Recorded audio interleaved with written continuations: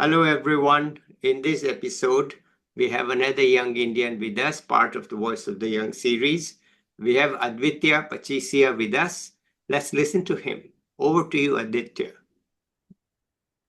Thank you, Dr. Mathur. Greetings to everyone listening to this podcast. And I'm really humbled and grateful to get such an opportunity from Dr. Mathur.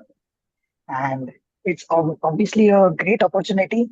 And the way this podcast is planned and how people are, uh, I've been seeing the podcast lately. And I've realized that this is a really good initiative taken by you, sir. And I'm really glad to be here. Thank you so much.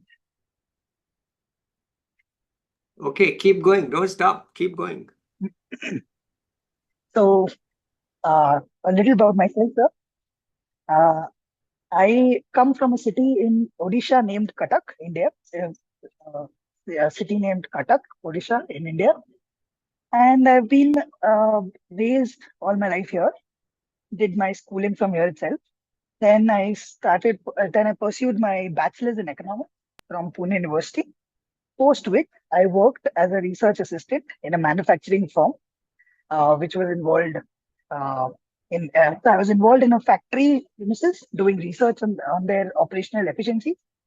Post which I think, so I thought uh, doing a master's would leverage my career, and that is how I chose to do my master's in economics from Loyola College, Chennai. And post which I got an interest towards the research side of economics, and that is where I thought uh, what intrigues me and this is where I found public policy and development economics to be one of those subjects which excited me a lot. And that is how I transitioned myself into a journey of public policy. So I did a degree in public policy after that, which was from Indian School of Public Policy. And since then, I've been working. I've got an opportunity to work in the policy space and do internship amongst the best of in the country. So I worked with the Center for Civil Society for a project, after which I also worked with the National Institute of Public Finance and Policy, which is under the Ministry of Finance. I also got an opportunity to work with various people in the policy space and internship under them. Post after that, I got myself into a job which was in India Development Foundation. This was a think tank based out of New Delhi, and I've recently completed my stint with India Development Foundation. And I was a technology analyst there. So I've been working on the intersection of technology and public policy. And I think today the profound impact technology is creating in everybody's lives. I think the potential here is enormous. There are different disciplines who are coming together. And I think economics is, of course, one of them. And my interest lies in analyzing and understanding how today technology will be made such that the next 50 years of our lives and everybody's lives is transformed, and we've been seeing that. So this is what I've been doing, and lately I've been also writing papers, research papers and articles. I've got published a couple of times in an international journal, and I've also presented my findings at conferences. And this is more about me. And over to you, sir, if there's anything. Well, tell us how you made your decisions about all these things. I think many people younger than you would be interested in knowing how you made your decisions because they would like to know from Cuttack to here to there, Chennai. How did you make all these decisions? What motivated you? And let's hear it. Sure, sir. That is a very interesting question to be answered because I think it was very late in my life. It was my after class 10th that I realized that my love towards the subject economics was really, really, I was very passionate about the subject. And I would say that the initial start was given to me by my teacher who used to teach me economics in my class 11th. And I believe when you asked me about the young generation who are coming up, I think the maximum learning and thinking which happens is during the school and just the initial time of your life when you start thinking about the larger aspirations you desire. And that was exactly when I thought that I love the subject. And but I was very less aware of how it would turn out to be. And after 10 years from there to here, I think there has been a lot of transitions in my life, in my decision making and my thinking and everything. But I think this journey was transformative. I could see the changes. And for every young person out there, I would like to say that it starts with that one instinct in your heart, which tells you that what is right for you. It sometimes might not be the right decision, but you get to know with time and more experiences coming in. And if you talk about my stint of how I have been involved in policy research and how I want to contribute further also, but I think economics as a subject, the purview of the subject, which I and the most people look at, is very narrow, I would say, because I think today the world is moving with such a rapid pace that things are getting obsolete day by day. And there is a ripple effect of these things in the economy. When you talk about technology, there are so many good things it can bring to us. At the same time, there is so much of destruction it can bring to us. So I am in the intersection of how the technology as a determinant could actually change or has the power to change a society, if we talk about. And coming from a country like India, sir, I think it is very essential for us to understand that the role of technology in the last 10 years also has been very, very great. We do not see, we do not in everyday lives are able to understand that. But from this, it is just not the UPI payments. We are talking about technology as internet also. We're talking about communication systems, ICTs, which we have. So been seeing an amazing progress. And I think that has actually changed and transformed and how people think today. And I think it is going to happen in the next 50 years also, sir. And so if I talk about the internet Hang on, era, just I yes, fully agree absolutely, with you. I fully look, this Vidped itself couldn't have happened 10 years ago. absolutely, We couldn't have been communicating like this 10 years ago. We just could not have been doing it. We could not have been doing it 5 years ago. Right? absolutely. Because people of my generation, we were in text, writing in newspapers, writing this, writing that. We were not doing videos. But now, at my age, I'm doing a video with somebody who's 50 years at least younger than me, right? And we are in two different cities of the world. So it's possible. I agree with you that this is the technology has made it possible. And I will talk to you offline a little bit more. I don't want to interrupt you, but I just want to agree with you right now. I don't want to save this agreement for later. Yes, you're right. Let's continue. Yes. Thank you so much, sir. And to get back to what I meant was, sir, if we look at the pace of how technology has been pacing out in the country, if you look at something like I would start with the communication system, which was the government tried to plan an ICT network for the whole country, and this is where they got BSNL, MTNL, BSNL into the country, saying that these will be our own integrated systems by the government, which would help integrate these technologies into place.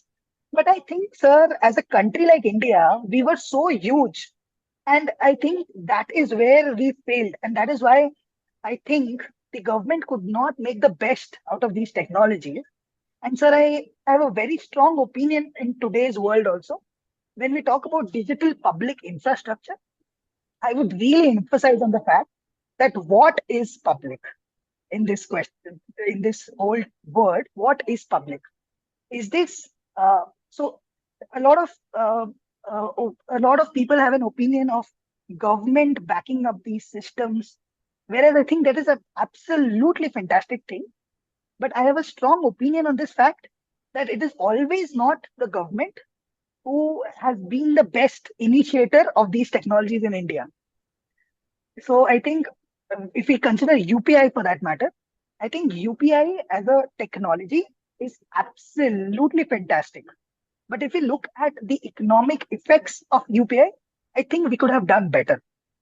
I still think that there was more potential for us to utilize this whole era of digital payments.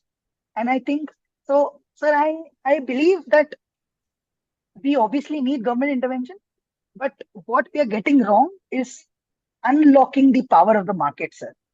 Because if we look at the era of the telephones coming in also, sir, you must have remembered, I mean, being connected to India also, sir, that during the time when companies were finding it difficult for people to get them recharge their phones, it was the Vodafone and the Hutch people who thought about the ideas of SIM cards in India, which actually got penetrated. It was those scratch cards which which were an innovative solution for the Indian market because the spending power in India was very less. And it was not the government who thought about these things, it was the private players who thought about these things. So I believe, sir, that there is a lot to be done when we talk about technology to unlock these markets, to actually enable private companies to come in, play with this market, and do a lot of things. And that is where I think I am doing my current stint of research has been towards, Yeah. and I've been dealing that along sometimes. And So, other than this, yes, sir, yes. Sir. so how do you hope to translate all of this into practice? Are you going to translate it or are you going to ask somebody else to do it? What is your thought? So to to translate something is a big question, of course. But I think I, as a knowledge, so I think knowledge is free today, sir. I mean, there is so much of knowledge available in public domain that one can actually utilize it. And I think, sir, one can actually give his part to this contribution. And that is what I intend to do with this knowledge, sir.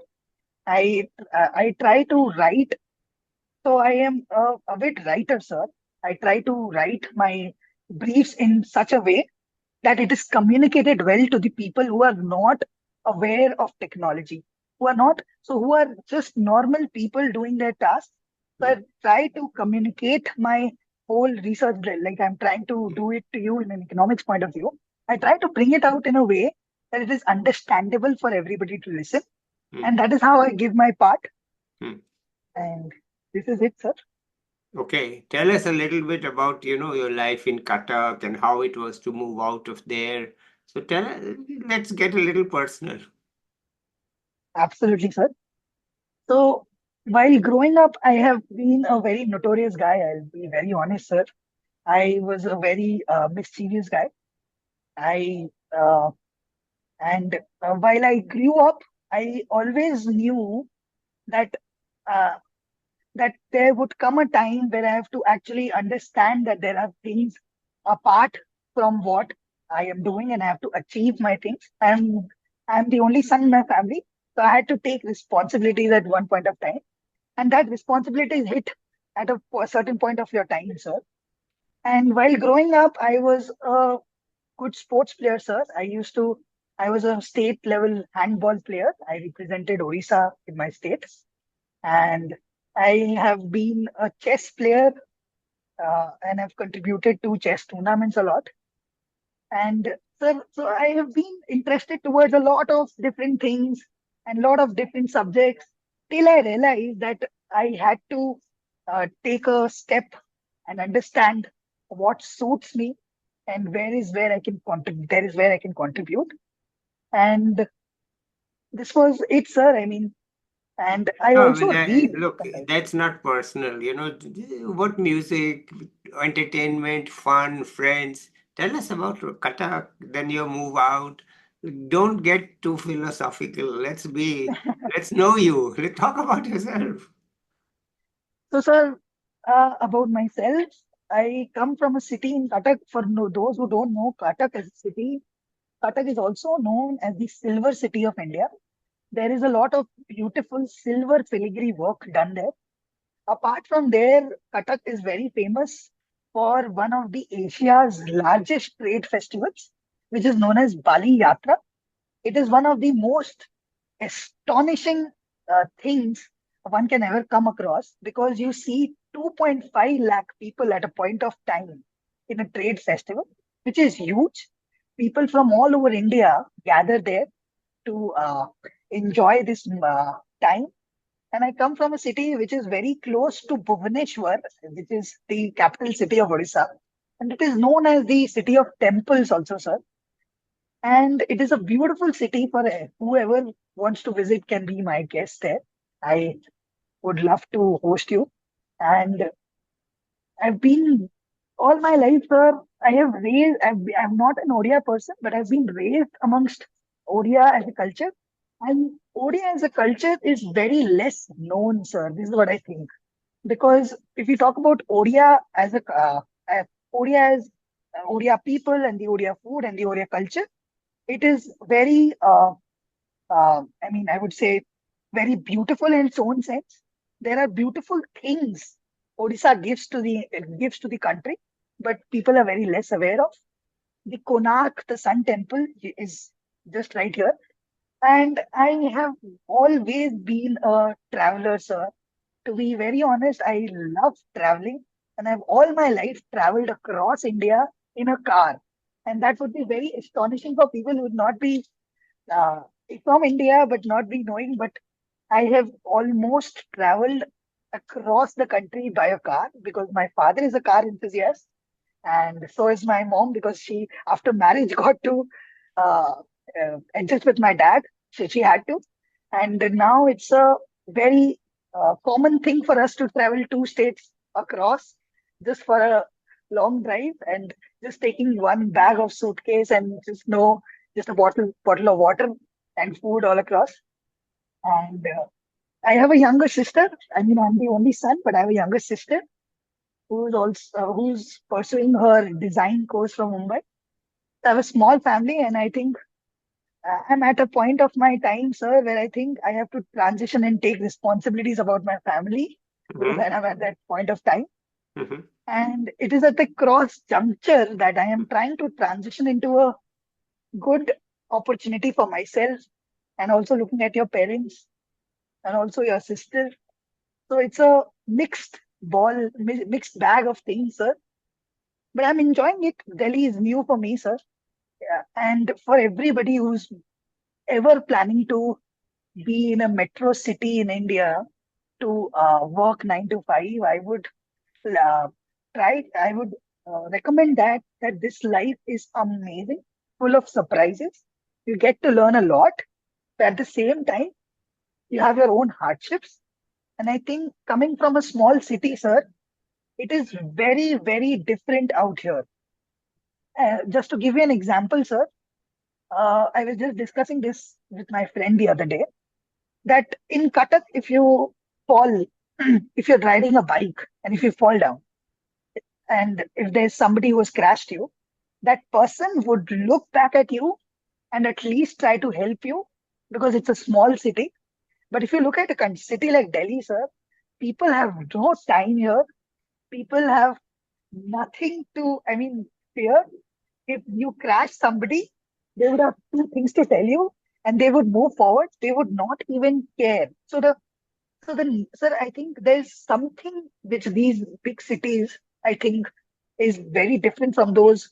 The difference between what I feel, and that is the most challenging part for me, sir.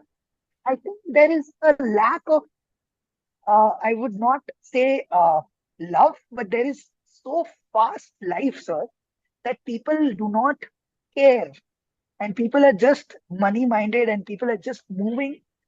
So I think connecting to your values and being connected to what is being taught to you remains a significant challenge, sir. And I've been dealing with it in my professional life, in my educational life, everywhere, sir.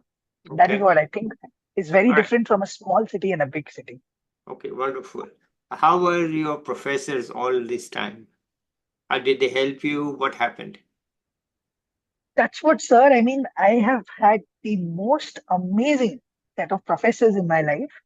If you talk about my schooling, since till my post graduation in Indian School of Public Policy, also, as I already stated, that my stint in economics started because of my school teacher who used to praise me about my questions. So it started with me getting praised in front of my class about the questions I used to ask. And that is how I thought, okay, I think a little different. Why not explore this subject? Hmm. And this is how it started. And to be frank, sir, till the end of what I was, my previous job, which was in the India Development Foundation, was actually the chairman of that organization is somebody known as Dr. Subhashish Gangopadhyay, Yeah, who was who was also a professor to me at the Indian School of Public Policy. yeah. And I think, sir, I have had the most amazing learning experience Hmm. under that uh, uh, Professor Gangopadhyay, because I think his understanding for the subject and the way he treats his students and the way he takes things forward is just worth knowing, and it is so much to learn from him. So I've had to an opportunity to present my findings where I was actually praised by him. So it gives you a lot of confidence when somebody who's at the center stage of things you're doing praises your work in saying that you can do a lot better. Yeah. It is just like finding your aha moment in your life and saying that yes, I was waiting for this day to come, Okay. and this is what has been my uh, thing with Okay. professional. I do want to talk to you offline a bit, but do you have anything else you want to add here?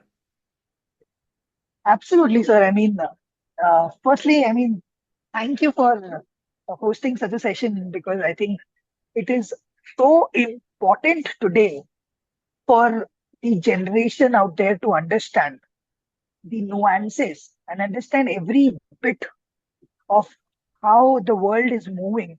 Because I think the world is moving so rapidly, sir, that if you are learning something today, it gets obsolete tomorrow.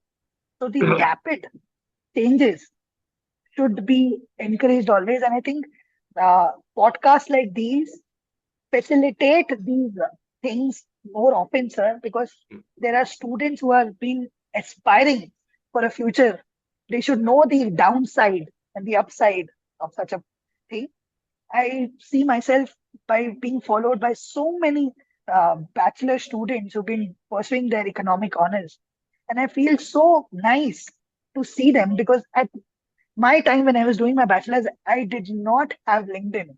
Right. And sir, I think so it is such a beautiful thing that you can text anybody, you can reach out to people, you can connect to anybody with your ideas. It is Hmm. so easy to dismantle your ideas in front of somebody.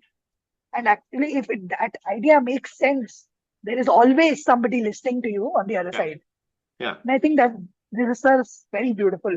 And thank you so much. Yeah. Okay, good. So let's end it here today. I have many things I want to talk to you offline. So let's end it here today. I'll be back with another young person or an expert. Till then, bye everybody. Thank you so Bye. much.